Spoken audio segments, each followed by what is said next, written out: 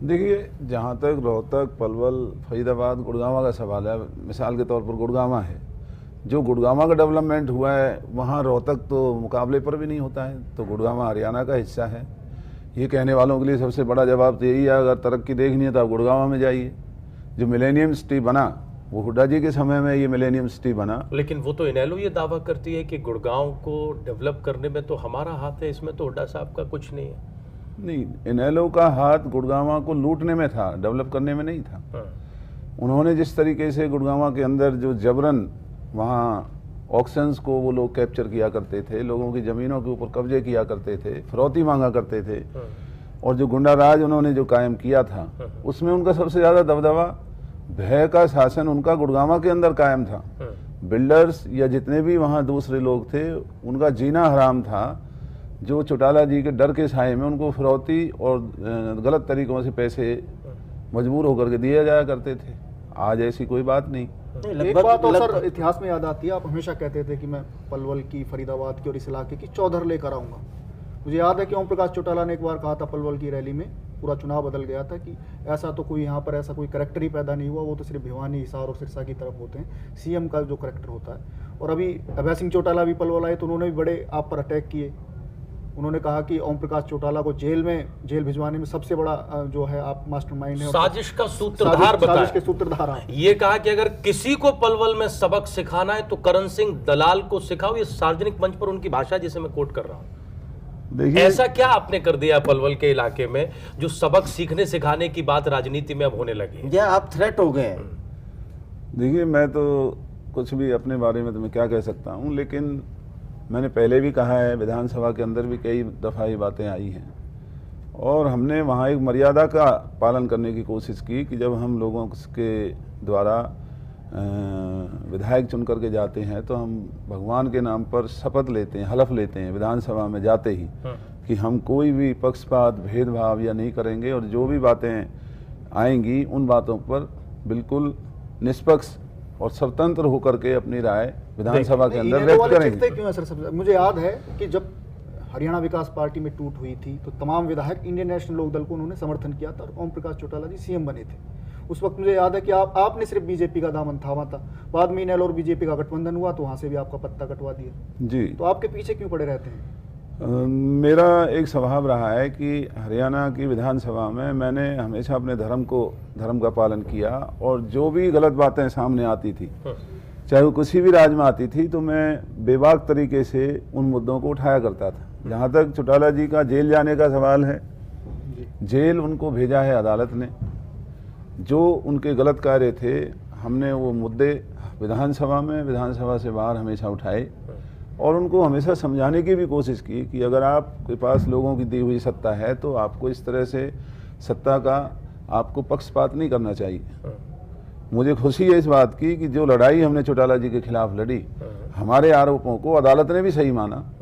देश के सर्वोच्च न्यायालय से ये सीबीआई प्रोब चौटाला जी और उनके बेटों के खिलाफ उसका हुक्म जारी हुआ था, जिसको सीबीआई ने प्रोब किया। सीबीआई की कही हुई बात को फिर अदालत ने सही माना, और अदालत ने सही मानते हुए उनको ये जो सजा सुनाई गई। आपका कोई हाथ नहीं है? नहीं, हमारा उसमें अगर हाथ है तो इतना है। आपने कोई साजिश की थी, वो ये कह रहे हैं साफ तौर पर कि साजिश की वजह से चौटाला साहब जेल में हैं। ये शब्द थे पलवल में। देखिए, वो कुछ भी कह सकते हैं, लेकिन ये चौटाला जी के खिलाफ आवाज़ जो हमने उठाई थी, अदालत ने हमारे उठाए हुए मुद्दों को सही माना। हमें इस बात का फख्र है, और मैं तो ये अपील करता हूं कि कोई भी जो विधायक बन करके जाते हैं उनको इतना ही निर्भीक होकर के। आरोप आपकी तरफ से लगाए गए थे, मोहर नहीं, दलाल जो साहब फैसला है वो अदालत का जो बात आपने उठाई उसको वो साजिश कहते हैं। सीबीआई का आप जिक्र कर रहे हैं, सीबीआई ने जांच की, जांच एजेंसी थी, वो ये कहते हैं कि ये कांग्रेस पार्टी का एक तोता थी, इसका गलत इस्तेमाल किया गया। यानी आपकी साजिश और सीबीआई का गलत इस्तेमाल, इसकी वजह से चौटाला साहब जेल गए, ये कहा जा रहा है। जी नहीं, बिल्कुल गलत है, क्योंकि ये सुप्रीम कोर्ट के आदेश पर सीबीआई प्रोब का ऑर्डर हुआ था। और जब सीबीआई प्रोब का ऑर्डर हुआ था, जब केंद्र में वाजपेयी जी प्रधानमंत्री थे, चौटाला जी खुद मुख्यमंत्री हुआ करते थे, एनडीए के पार्टनर थे, तो इसमें कांग्रेस कहां से बीच में आती है? इन्हीं की अपनी हुकूमत थी, सुप्रीम कोर्ट का जांच का आदेश हुआ था। और उसमें ही ये सारा मामला जो बना है, इनको जो जेल जाना तो पड़ा फिर ये है, लोग ऐसी बात क्यों कह रहे हैं? ये लोगों को ये भी गुमराह तो करना समझते चाहते होंगे हैं कि भाई कैसे हुआ, क्या हुआ, सारी प्रक्रिया इन लोगों की भी समझ में आ रही होगी। नहीं, फिर ये आपका नाम लेकर या सीबीआई के बारे में ऐसी बात कह के ये प्रदेश क्या में- मैसेज देना और चाहते हैं? दूसरा, प्रदेश में और भी इतने कांग्रेस के बड़े बड़े नेता हैं, उनका कोई जिक्र उनका तो नहीं। किसी का नाम नहीं आता, आप ही का नाम क्यों आता है? नहीं, उनको दर्द इस बात का है कि जितने भी वो इनके कारनामे थे, उनके दस्तावेज और उनकी सच्चाई से जुड़ी हुई सारी बातों को मैं इकट्ठा किया करता था। और इनको ये तकलीफ रहती थी क्योंकि और इनके सामने हिम्मत नहीं करते थे। मैं बेबाक तरीके से अपने लोगों के चुने हुए वादे पर और अपने धर्म पर खड़ा रहा, और मैंने बिना ये सोचे समझे कि इसका क्या असर होगा, उल्टा मैं तो ये कहता हूँ कि मैंने जब ये सच्चाई पर लड़ाई लड़नी शुरू की तो उल्टा चौटाला जी ने मेरी बहू को, मेरे भाई को, हमारे एक 6 महीने के बच्चे को जो कि जेल के अंदर दूध पीने जाया करता था अपनी माँ का, उनको बेकसूर 302 हत्या जैसे मुकदमों में, झूठे मुकदमों में इन्होंने अंदर किया, केवल मुझे डराने के लिए कि मैं इनके खिलाफ इन मुद्दों को ना उठाऊं। लेकिन हमने उसकी भी परवाह नहीं की और हमने अपनी लड़ाई जारी रखी। और आज मुझे इस बात का फख्र है कि उस लड़ाई का नतीजा आज हरियाणा ही नहीं, देश के सामने है कि कोई भी बड़े से बड़ा नेता या अधिकारी अगर कोई गलत कार्य करेगा तो उसे जेल जाना पड़ सकता है। नहीं, आपने ये संघर्ष किया और ये जनता ने देखा तमाम सारी, उसके बावजूद आप लगातार 4 बार विधायक रहे, आपको जनता ने हराया क्यों? फिर इतना संघर्षशील आदमी, जनता के लिए लड़ने वाला आदमी, अन्याय के लिए लड़ने वाला आदमी, आप हमेशा ये कहते हैं कि मैं अन्याय के विरुद्ध खड़ा होता हूँ, वो कोई भी हो, फिर आपको पिछले चुनाव में जनता ने, और वो भी इनेलो के ही उसने उम्मीदवार ने आपको हराया, वो भी क्या कारण रहा? कांग्रेस का अच्छा माहौल भी था पिछले बार। जी बिल्कुल, ये बात मैंने जनसभाओं में कई दफ़ा इस बात को मैंने कबूल किया है कि जिस जनता ने 4 दफ़ा बिना किसी पार्टी की वेव के, एक तरह से इंडिपेंडेंट सा मेरा इलेक्शन हुआ करता था। हाँ, आप कभी भी किसी हाँ, राष्ट्रीय मुझे पार्टी के जिताया। वो नहीं रहे, तो वो कहीं ना कहीं मेरी ही भूल थी कि मैंने जो लोगों को मैं अपनी बात पूरी तरह से नहीं पहुंचा सका। दूसरा, जो परिसीमन जो हुआ उसकी वजह से बहुत सारा नया इलाका पलवल विधानसभा में जुड़ा, जो ना मुझे इतनी अच्छी तरह से जानते थे, ना मैं उन्हें इतने अच्छी तरह से जानता था, और हमारे विरोधियों ने उनको गुमराह करने में कामयाबी उनको मिली, और उसकी वजह से मैं नहीं, चुनाव हारा। उनका ये जो कैंपेन, आप उसको काउंटर नहीं कर पाए, उनका ये कैंपेन कि करण सिंह दलाल जो कि कहीं ना कहीं सत्ता का उन्हें अब एक तरीके का मद हो गया है, या वो ओवर कॉन्फिडेंट हो गए हैं, या वो पब्लिक से कट गए हैं एक तरीके से, या वो कहीं ना कहीं एक तरीके से अहम भाव आ गया है उनके अंदर, और उस अहम भाव को ठीक करना है, ये कहीं ना कहीं मैसेज दिया गया और जनता को एक तरीके से उन्होंने कन्विंस किया। क्या ये सच है? ये तथ्य, ये बिल्कुल आरोप सच है? आपका जो सवाल है और जो आप इन्हें जवाब दिया बिल्कुल सही बात है। मुझे थोड़ा गुमान सा भी हो गया था कि मैं तो आम आदमी की लड़ाई लड़ता हूं, मैं भले लोगों और गरीब लोगों की लड़ाई लड़ता हूं। ये सच है कि करण दलाल को गुमान हो गया था एक वक्त में?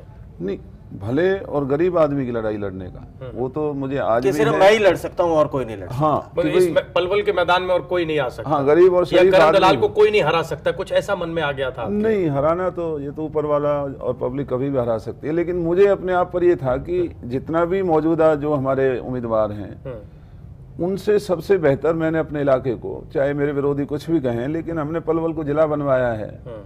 पलवल को जो विधानसभा जो चुनाव क्षेत्र है वो मैंने बनवाया, मैं परिसीमन का सदस्य था।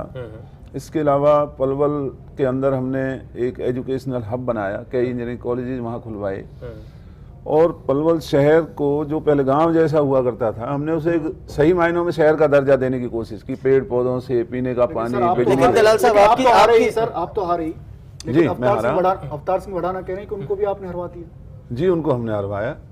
ये पार्टी को, कांग्रेस पार्टी की टिकट पर वो चुनाव लड़ रहे थे। आप कांग्रेस पार्टी के नेता हैं, अमित जी ने अभी जिक्र किया कि आप बड़े नेताओं में शुमार हैं, इसके बावजूद आपने हरवा दिया। देखिए, हमने कांग्रेस को नहीं हरवाया था, हमने अवतार सिंह भड़ाना जी के खिलाफ हमने चुनाव अभियान में जिस तरीके से भड़ाना साहब 20 साल से हमारे सांसद होते हुए, और उन्होंने हमारे फरीदाबाद लोकसभा चुनाव क्षेत्र के 36 बिरादरी के लोगों को लज्जित किया कि कभी भी लोकसभा में उन्होंने कोई जनहित से जुड़ा हुआ मुद्दा नहीं उठाया। कभी भी उन्होंने लोगों की दुख तकलीफ की चिंता नहीं की और हमेशा बहुत ही ओछे जो शब्दों का उपयोग करते हुए ज़्यादातर ओछी बातों में ही अपने आप को उलझाए रखा। तो सांसद का एक बहुत बड़ा दायित्व होता है और फरीदाबाद जैसा औद्योगिक नगर जिसमें किसान और 2 जिले आपस में जुड़े हुए हैं और इतनी भारी समस्याएं हैं, आज तक सत्ता में होते हुए लगातार जितने केंद्र सरकार से जितनी भी परियोजनाएं आती थी, इनके ना बोलने की वजह से हमारे फरीदाबाद लोकसभा में कोई केंद्र सरकार की, हमारी सरकार होते हुए भी कोई परियोजना ही नहीं ला सके, कभी उसका मुद्दा नहीं बना सके। दलाल साहब, ये सारी बातें तो आप चुनाव में जब जाने से पहले, लोकसभा चुनाव में जाने से पहले जो प्रक्रिया होती है आपकी उम्मीदवार चयन की, जिसमें आप हाईकमान को भी कन्वे करते हैं और जब वो फाइनल डिसीजन होना होता है तो उससे पहले भी ये सारी जिसको फीडबैक ली जाती है, कार्यकर्ताओं से पूछा जाता है, नेताओं से पूछा जाता है वहाँ के, और जब एक बार तय हो जाता है तो पूरी की पूरी पार्टी उसको एक तरीके से उस सारे निर्णय को या डिसीजन को ऑन करती है और काम करती है।